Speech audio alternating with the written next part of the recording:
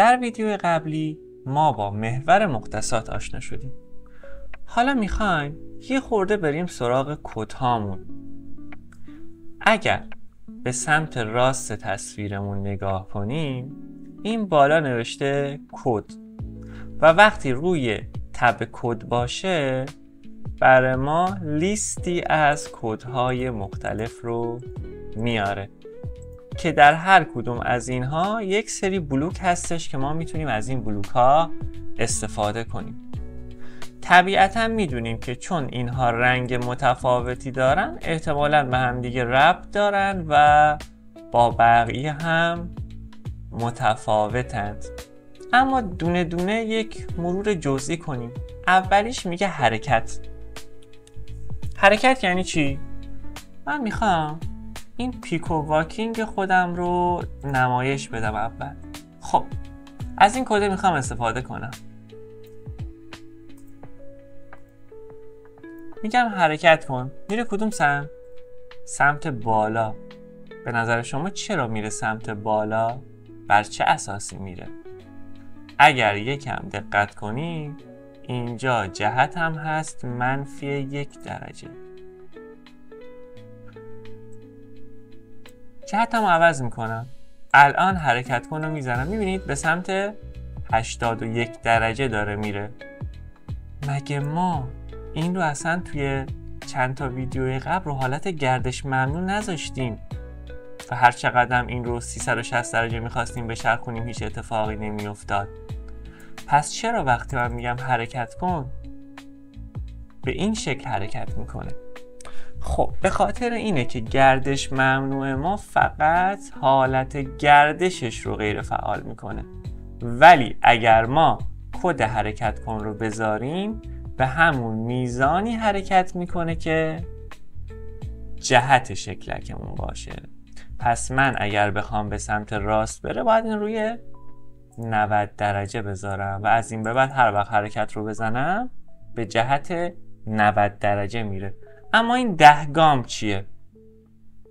خب دقت کنید x من اینجا -3، یه دونه که میزنم میشه 7. فاصله -3 تا 7 10 تاست. یه دونه دیگه میزنم شد 17 تا. پس میتونیم نتیجه بگیریم که این واحد 10 در واقع واحد x و y مونه.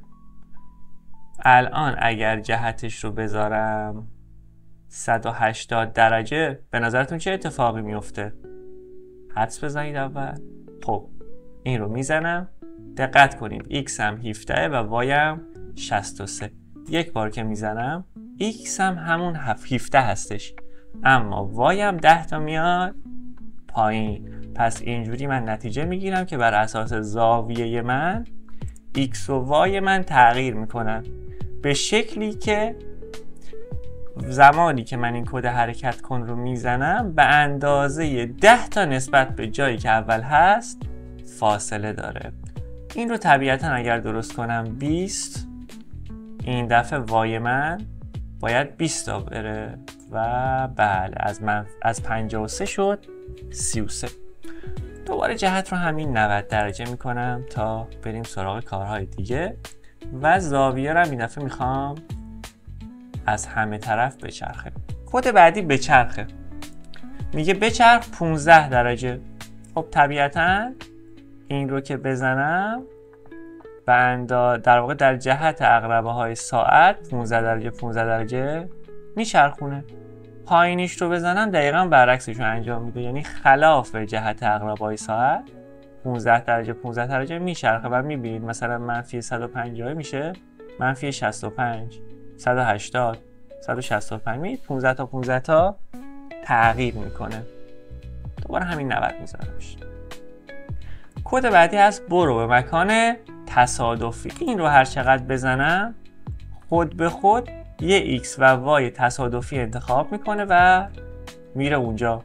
میتونم این تصادفیش رو اصلا عوض کنم، بگم برو به اشارهگر موس.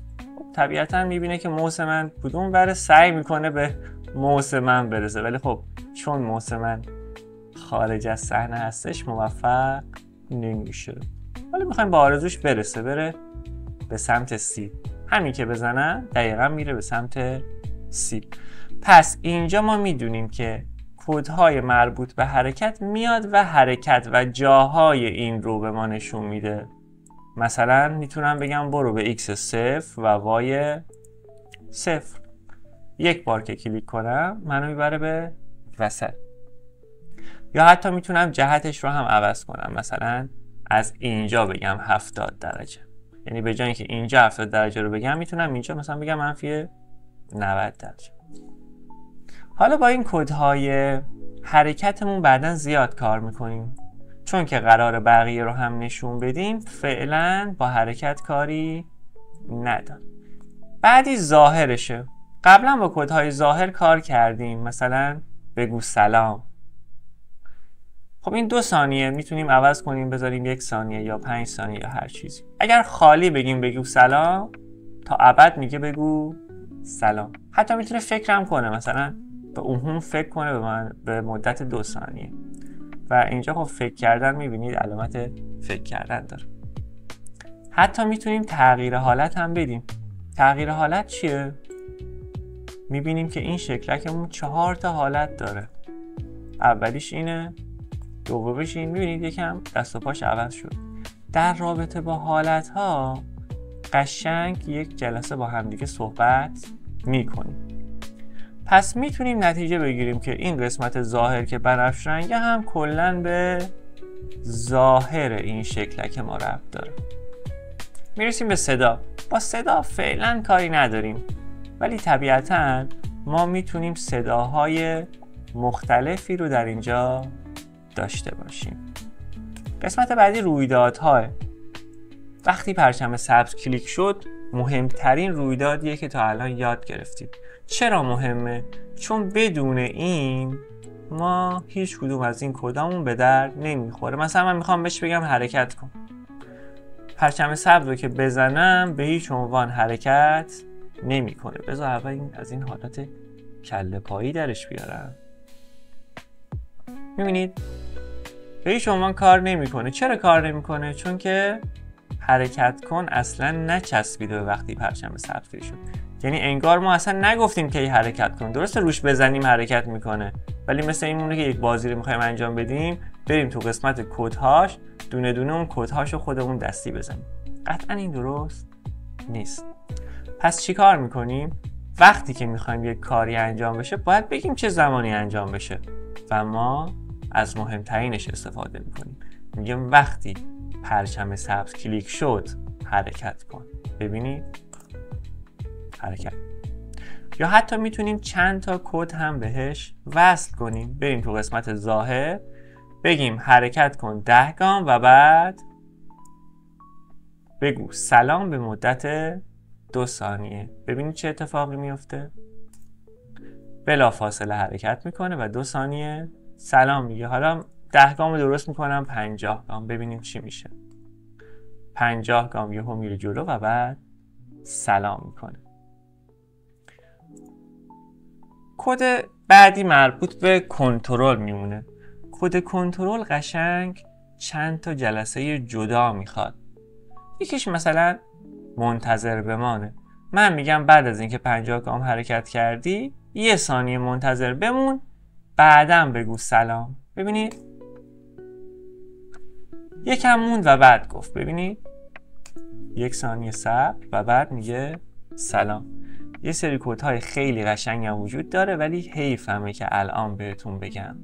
اینها نیاز به جلسات جداگونه ای داره که دونه دونه اینها رو قراره که یاد بگیریم. کد بعدی مربوط به تشخیصه که اینها هم یه سری سوال بیشتر میپرسه. مثلا میگه خوردی به اشاره گرموس یا خوردی به لبه یا هر چیز دیگه ای. کد بعدی عملگرها هستش. به علاوه منها و ضرب و تقسیم وجود داره توش. انتخاب تصادفی توش وجود داره. یه سری مقایسه ها و چیزهای منطقی توش وجود داره که اینها قشنگ قراره که آموزش داده بشه. بعدی قسمت متغیرهاست که چیز جدیدیه و خیلی جالبه. و آخری هم قطعه های من. حالا زیاد نمیخوام وارد اینها بشم و شما رو گیج کنم. فعلا همینقدر که کار انجام دادیم برای این جلسه کافیه.